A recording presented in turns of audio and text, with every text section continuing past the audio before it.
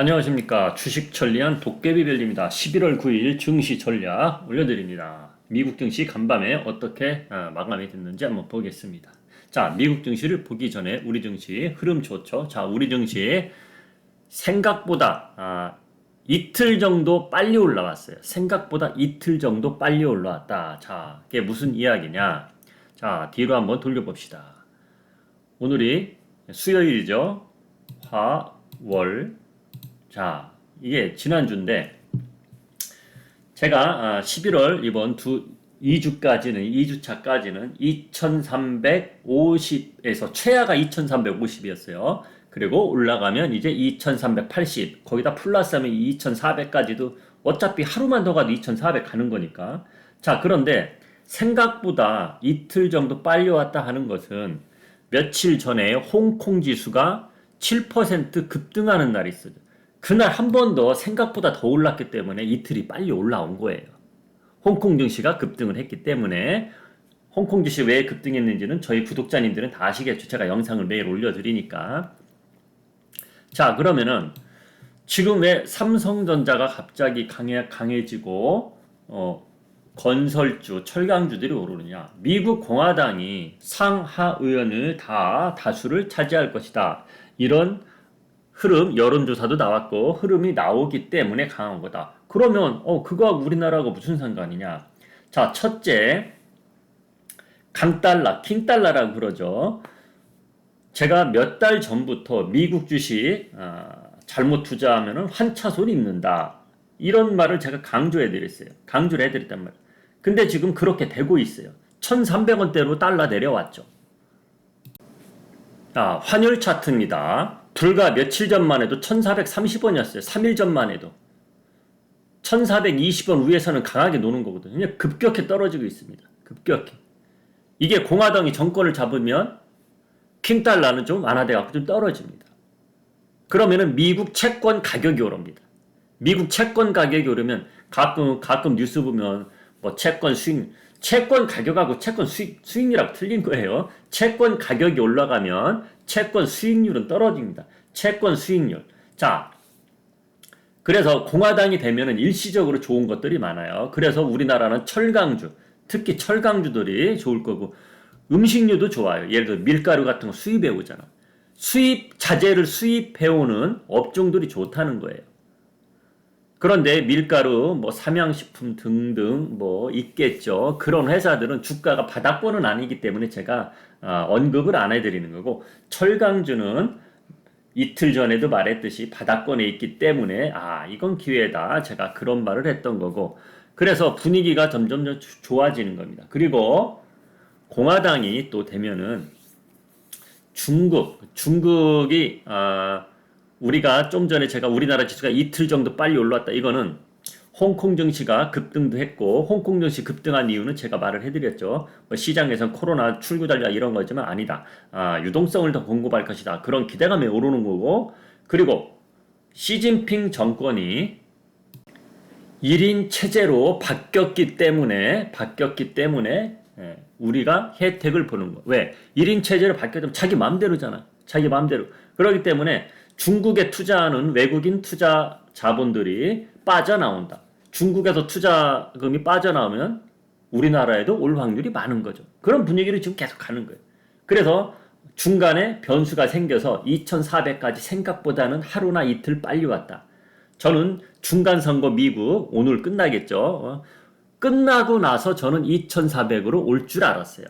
그래서 2380 정도는 와 있다가 미국 중간선거 끝나고 나서 분위기 타고 올라간다. 이렇게 봤는데 좀 생각보다 빨리 왔다. 그건 중국 때문에 그렇다. 그렇게 보시면 됩니다. 자, 시진핑 1인 체제가 무슨 이야기냐면 우리나라하고는 틀리죠. 의원들하고 의회에서 통과를 못하면 대통령 마음대로 할 수 있는 게 어느 정도 제재가 돼 있잖아요. 근데 시진핑은 자기 마음대로 해요. 1인 체제가 되기 전에는 9명이 있었다 그래요. 예를 들어서 어떠한 문제가 있다. 국가 대 국가 간에 어떤 문제 있는데 시진핑 마음대로는 못된 건 당연히 시진핑 입심이 크죠. 그러나 9명하고 상의를 해서 그 사람들이 반대가 더 많으면 통과가 안 되는 것도 있었는데 지금은 그런 거 없었다는 얘기. 시진핑 마음대로라는 얘기예요. 그렇기 때문에 탈중국이 일어난다. 이런 이야기가 계속 나오고 있는 겁니다.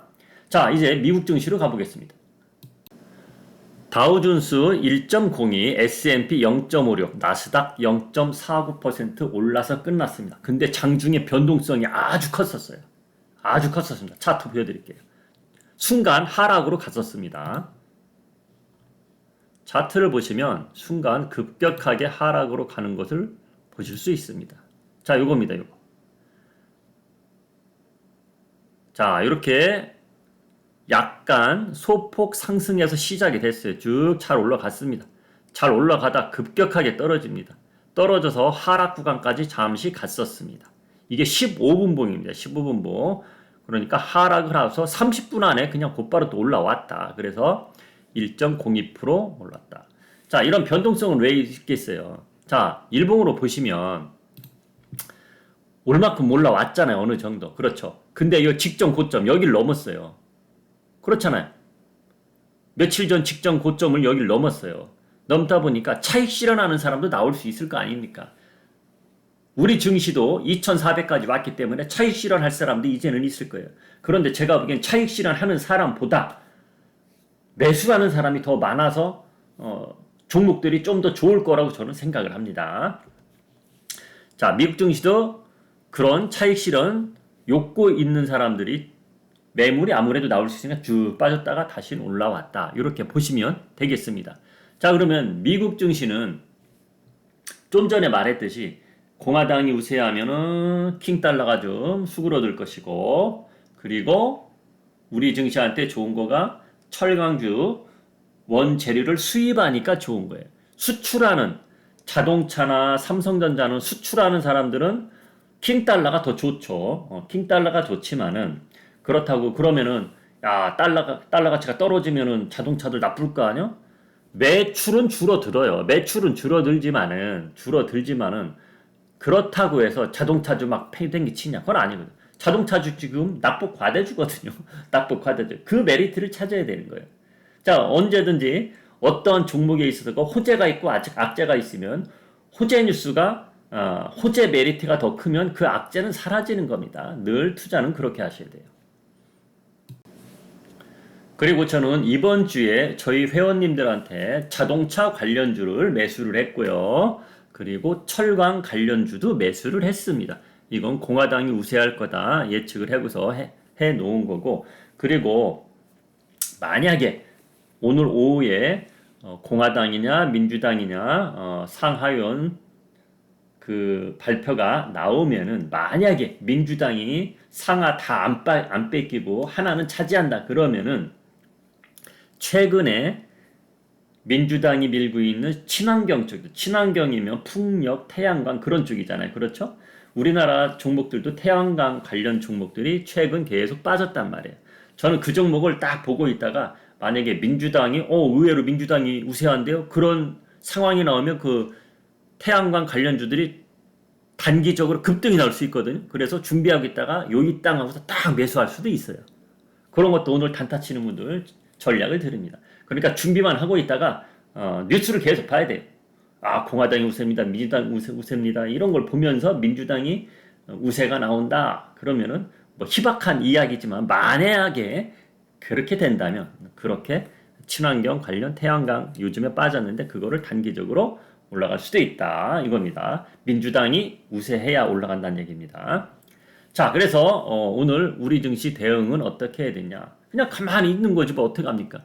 최근에 매수한 종목 포괄적으로 봐서는 제가 추격 매수는 절대 하지 말라 그랬죠. 추격 매수가 뭐예요? 어느 정도 올라온 종목을 사지 말라는 거고, 낙폭 과대주 메리트 있는 종목을 찾고 낙폭 과대주이면서도 모멘텀이 있는 거. 모멘텀이 뭡니까? 건수, 거리 뭐 이런 뜻으로 풀이가 되잖아요. 그러면은 자동차주는 낙폭 과대주잖아요. 그렇죠? 일단 대표로 현대차 보여드릴게요. 자동차 현대차가 1등이니까. 자, 이렇게만 보세요. 차트 한번. 엄청 빠졌죠?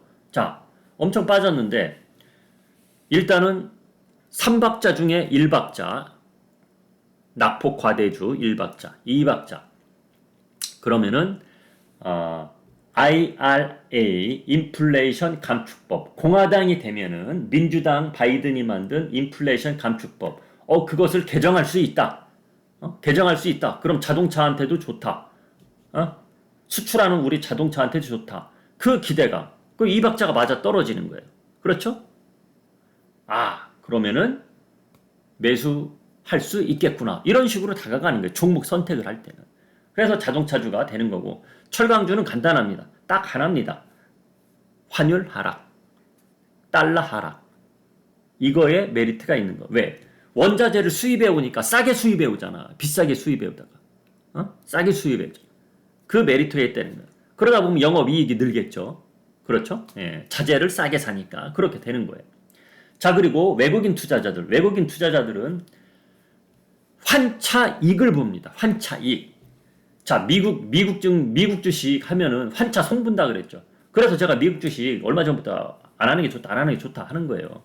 달러 가치가 내려가면 미국 주식을 하면은 환차 손이 발생하고, 달러 가치가 내려가면 외국인 투자자들이 우리나라 주식을 사는 데 있어서 환차 이익을 봅니다. 예를 들어서 미국에 찰리라는 사람이 우리나라 딱 왔어. 한국 주식 좀 하려고 그랬더니 환전을 해야겠네. 그러면은 1달러 주니까 1430원을 줘.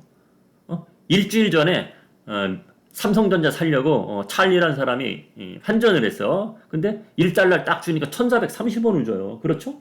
자, 그런데 지금 1300원까지 빠졌다고 칩시다. 정확히 1384원인데.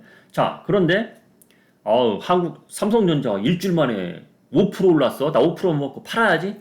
팔았더니 1달러 주고 1430원에 환전을 했는데, 1달러를 내가 또 찾으려면 얼마를 줘야 돼? 1300원만 주면 1달러를 또 줘.